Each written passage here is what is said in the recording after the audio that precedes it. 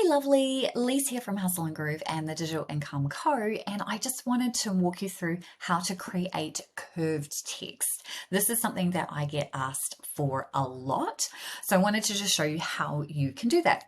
So you want to use curved text minimally, and you probably would want to use it in a logo situation or something along those lines.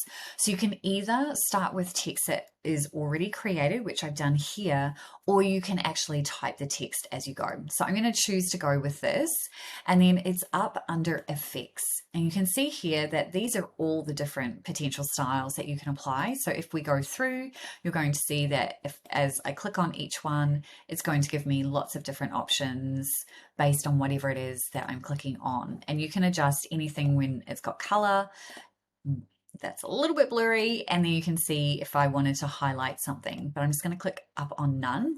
But the one that we're really paying attention to is this curve, and you can see here that instantly it has given me curved text. Now, depending on how much text is there, gives me a different curve, and you can see that I can also tighten that up a little bit. So if I wanted to make this fully round, then I could, or I can reduce the curve based on whatever it is that I'm doing. So you can see here that now I have got this curved text. So it just depends on the type of curve that you want, but it is one of my favorite things. And then you can see as we do that, you can actually curve it up as well. So whenever you're using curved text, you just want to play around with how much of the curve you want, and maybe you can see that we've just done that there.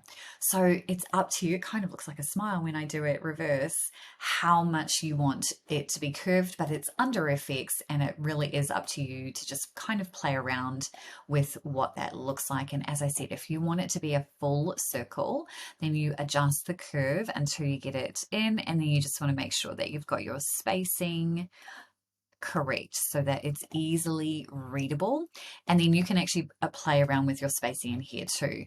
But that's pretty much it. It's very easy to apply curve to any text that you have. So enjoy that, and I will see you in the next video.